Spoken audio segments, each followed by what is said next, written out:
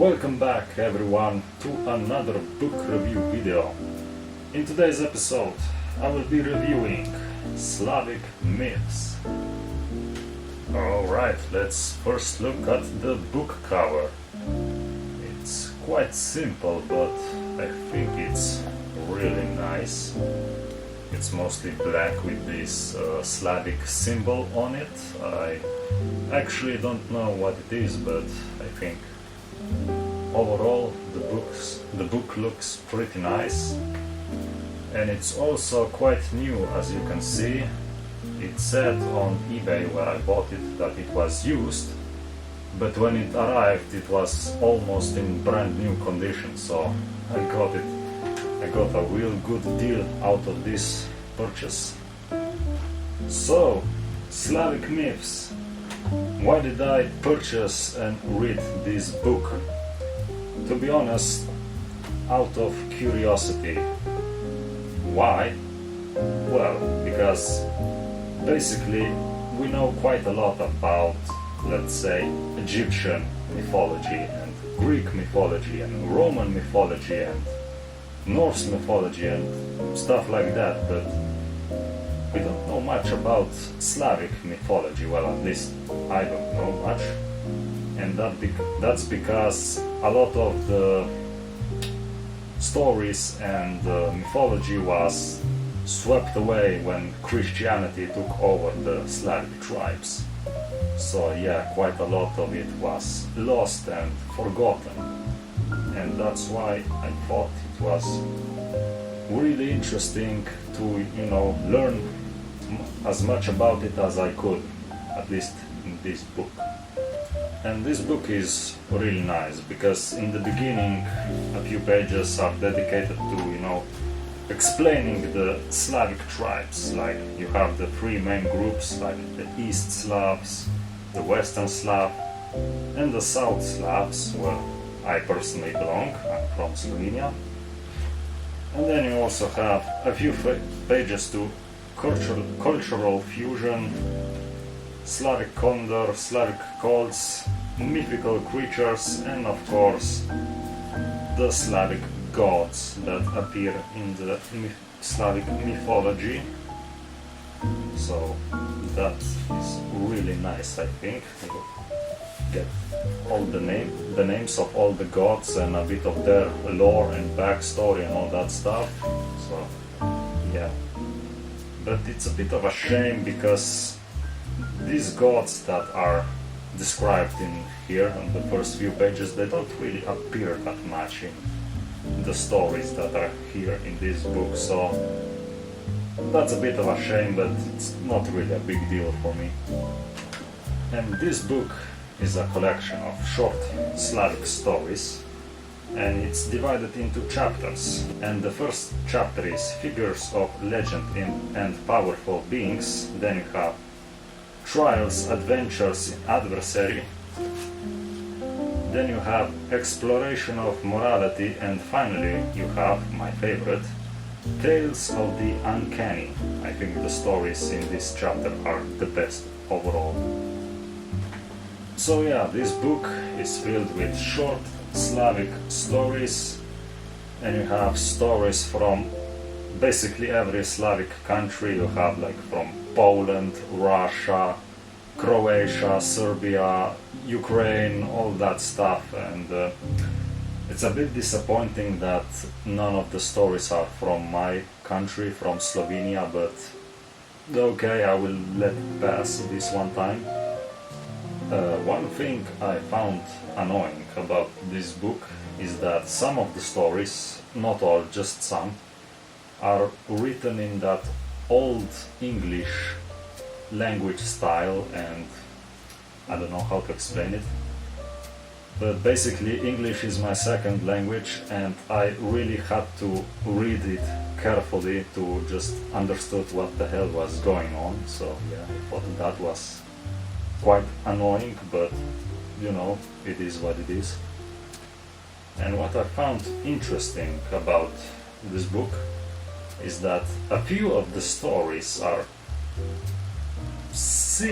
kind of similar to some of the other more famous tales, like Cinderella, for example. One of the story is quite similar, not the same, but similar enough that you spot it, that makes you think, oh, that kind of sounds like Cinderella, So it's kind of interesting who inspired who, because from what I know, I may be mistaken, but Cinderella is an old Germanic folktale, I think. I'm not too sure, I would have to check. So yeah, I thought that was quite interesting. And like I mentioned before, this is a collection of short stories. Some of them are short, some of them are longer. The shortest one is actually about 1 page long, so yeah. But I think the longer one are better than the short ones, at least for me, personal opinion. And why do I think the longer ones are better than the short ones? Well, basically because they have more time to develop the story, to, properly conclude the story. Because a few of the stories have a very, how to say it, they end really fast. Looking at you, Iron Wolf.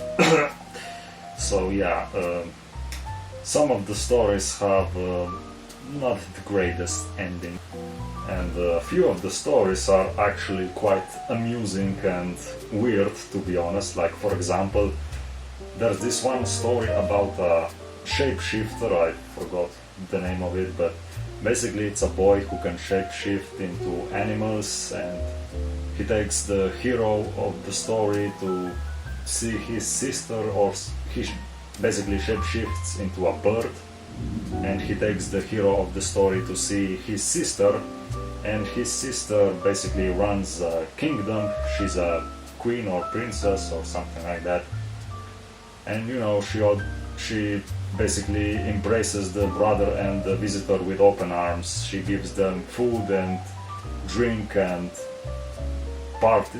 She basically throws them a big party, like, oh, my brother, I haven't seen you for so long, and she gives them all this free stuff. And then her brother asks her if she can give him I forgot what it is, but something special, and she says, no, you're not getting that. And then her brother just takes the main protagonist of the story with him, and he asks him, oh, if you look behind me, you will see my sister kingdom is on fire. So basically just, oh, my sister didn't give me what I wanted, so I just burned her whole kingdom down.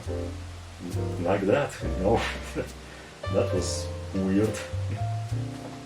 And another funny story is about this dude who decided to become an adventurer, to slay dragons and monsters and stuff like that. And along the way he makes 2 new friends, and they go together on adventures and stuff like that until they encounter a big dragon, and for some reason the dragon is too powerful for them to take down. So they decide to run away.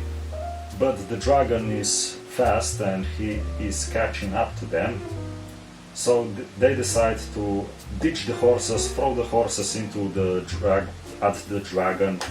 So the dragon will eat them and they will have a bit more time to escape. And the dragon eats the horses, and he starts chasing them again.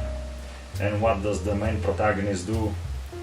He just throws his 2 friends at the dragon, so he has more time to escape. Like, it's not even written that he's sad that he has to throw his 2 friends. Like, he just, oh, I will just take you 2 and throw you at the dragon, so yeah, have fun, I'm just gonna run away, fuck you both. Like it's described, they are some great friends going on adventures together and knowing each other for years, and he just throws them away like it's nothing. Like, what the fuck, man. Some of these stories are really fucked up. And if I would have to choose 5 favorite short stories from this book, it would be The Wood Lady, The Bear in the Forest, Fisherman Plank and His Wife, The Mouse Hole and the Underground Kingdom, and Cillian the Stork. I think these 5 are the best short stories in this collection, especially Cillian the Stork and what's the name again? The Wood Lady. I think these 2 are really great, among the best in this book short story collection. But overall, I think this is a really great book if you want to learn about Slavic myths and stuff like that. Please give it a read, it's a really great book. I think I will give it a well-deserved 8.5 out of 10. So yeah, I think it's good. Anyway, thank you for watching, like and subscribe, and I will see you in the next video. Bye bye.